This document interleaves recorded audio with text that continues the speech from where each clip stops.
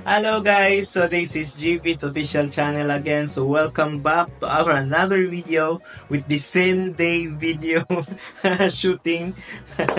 tinamad na mag-bihis-bihis. So ayun na nga guys. So for today's video, pag-usapan natin yung atomic card ninyo. Ayan, so sa mga wala pang mga atomic card, please click the link below for installation sa atomic card at magkakaroon ka ng up to 200,000 credit limit dito sa Atomic Card PH. So, ano pa hinintay nyo? I-click nyo muna yung click dyan sa baba para magkaroon tayo ng Atomic Card PH at mag-order na ng card para ma-swipe nyo na kahit saan. Ayan guys. So, for today's video guys, related to sa sinabi ko about Atomic Card PH. So, Atomic Card PH po ang pag-usapan natin ngayong araw. So, yun na nga guys. So, merong yung update na bago si Atomic Card ngayon, which is yung QR PH guys. So, pwede na kayong gumamit ng QR PH sa Atomic Card. So, mabilis na lang mangutang sa Atomic Card PH. Pwede nang hindi online, pwede nang hindi gamitin yung card, kundi Atomic QR PH lang yung gagamitin. So good news to para sa lahat ng mga gustong mag-cash out, kasi pag meron kayong Atomic Card QR PH ay mabilis na lang kayong maka-cash out.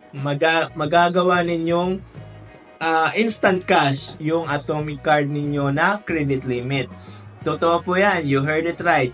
Kasi nasubukan ko na yan, and kaya ngayon ginawan ko na ng video para naman malaman ng buong community natin sa mga trading na pwede nang i-cash out yung Atomic Card without hassle, yung hindi na kailangan ng link para i-cash out. Okay?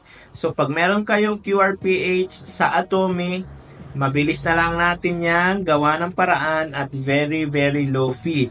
So, sa akin guys, kung magpapakonvert kayo ng Atomic Card PH, dati kasi 18% ako dati sa Atomic Card, 15 to 18% sa Atomic Card, kasi nakikitay up lang ako sa kabila. Kukuha ka ng link para ipasa sa inyo at doon nyo i-process yung Atomic Card. Pero ngayon guys, direct kayo sa akin sa QR PH. Basta yung mga may QR PH na Atomic Card ay pwede kong gawan yan ng paraan at a very low fee. 5% lang po hihingin ko na fee sa service fee natin para makash out nyo yung Atomic Card PH ninyo sa... Pero ito lang guys, exclusive lang to sa mga may QR PH lang ha.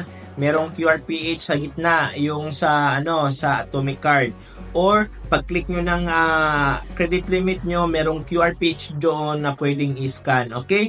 Yun lang yung bagong update ni Atomic PH ngayon. Okay? Atomic. Okay, so yun lamang guys. Maraming salamat sa panonood.